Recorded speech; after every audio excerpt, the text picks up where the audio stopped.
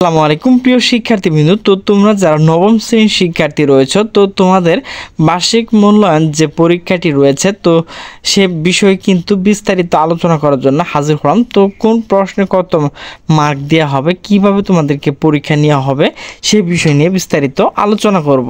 তো নবম শ্রেণীর বার্ষিক মূল্যায়নের জন্য পাঠ্যক্রম সিলেবাস এখন হচ্ছে লিখন অভিজ্ঞতা 2। এখানে সাইবার ঝুঁকি সম্পর্কে জানিয়ে, তো এখানে যেগুলো রয়েছে তোমরা পরে ভালোভাবে দেখে নেবে।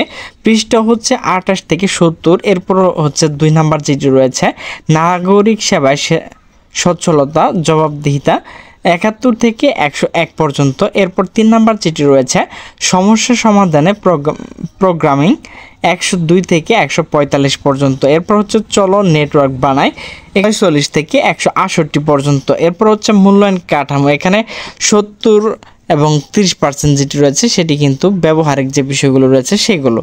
তো চলো এখন লিখনকালীন মূল্যায়ন প্রশ্নধার মানবন্টন। তো এখানে অ্যাসাইনমেন্ট রয়েছে, তো এটি কিন্তু 10 নাম্বার। অনুসন্ধানমূলক কাজ যেটি রয়েছে সেটি হচ্ছে 10 নাম্বার। এরপর হচ্ছে শ্রেণীর কাজ, এগুলো কিন্তু তোমাদের যে ক্লাস টিচার রয়েছে তিনি তোমাদেরকে ভালোভাবে বুঝিয়ে দেবেন। সামষ্টিক মূল্যায়ন প্রশ্ন ধারা মানবন্টন, এখানে হচ্ছে বহু নির্বাচনী, এখানে 15টি থাকবে, তোমাকে 15টি দিতে হবে।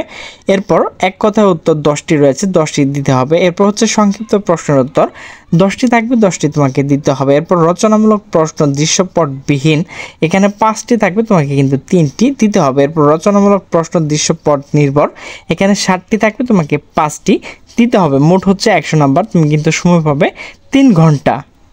তো তোমাদের কিভাবে প্রশ্ন করা হবে সে বিষয়ে কিন্তু এখন আলোচনা করব। তো প্রথমে তোমাদের থাকবে বহু নির্বাচনী প্রশ্ন, এখানে তোমাকে 15 নাম্বার দেওয়া হবে। খ সংক্ষিপ্ত প্রশ্নের উত্তর, তোমাকে এখানে কিন্তু 10টি প্রশ্ন থাকবে, তোমাকে 10টি দিতে হবে, 20 নাম্বার। এরপর ঘ বিভাগ হচ্ছে 5টি থেকে যে কোনো 3টি উত্তর দিতে হবে। নিম্ন 3টি নমুনা প্রশ্ন দেওয়া হলো, এখানে ঘ রয়েছে। তো নৈবেদিক প্রশ্ন কিভাবে উত্তর লিখবে? নৈবেদিক প্রশ্ন 1 রয়েছে, যদি 1-এর ঘ হয় ঘ দিবে, খ হলে খ দিবে। সম্পূর্ণ প্রশ্ন উত্তর কিন্তু তোমাকে লিখতে হবে না। তো প্রিয় শিক্ষার্থীবৃন্দ, আমার ভিডিওটি যদি ভালো লাগে তাহলে অবশ্যই লাইক কমেন্ট শেয়ার করবে। তো সকলে সুস্থ থাকবে, ভালো থাকবে। আল্লাহ হাফেজ।